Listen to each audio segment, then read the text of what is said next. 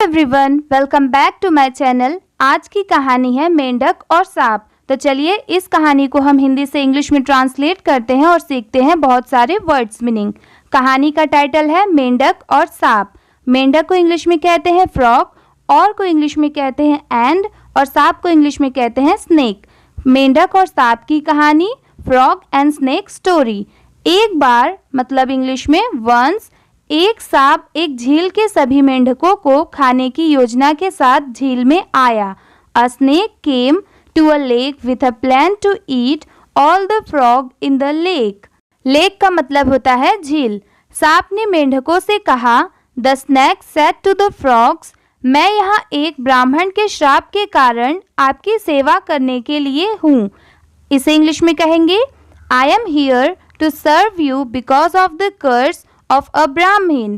कर्स का मतलब होता है श्राप। मेंढकों का राजा खुश हो गया। The frogs king become happy, और उसने सभी मेंढकों को सांप के बारे में बताया। And told all the frogs about the snake. अपने राजा का पीछा करते हुए, फॉलोइंग देयर किंग्स, सभी मेंढक सवारी करने के लिए सांप की पीठ पर चढ़ गए। All the frogs climbed onto the snake's back to ride. अगले दिन मतलब नेक्स्ट डे, सांप ने कहा, the snake said, मेरे पास खाने के लिए कुछ नहीं है। इसे इंग्लिश में कहेंगे, I have nothing to eat.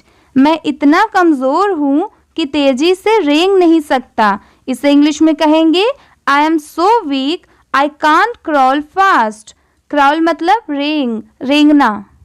मेंढकों के राजा ने सांप से कहा, इसे इंग्लिश में कहेंगे, the king of frogs said to the snake, आप अपनी पूंछ के अंत में बैठे छोटे मेंढक को खा सकते हैं। इसे इंग्लिश में कहेंगे, you can eat the little frog sitting on the end of its tail. Tail means पूंछ। और सांप ने एक मेंढक को खा लिया। And the snake ate a frog. अगले कुछ दिनों में सांप ने सभी मेंढकों को खा लिया। Over the next few days the snake at all the frogs. अगले कुछ दिनों में सांप ने सभी मेंढकों को खा लिया।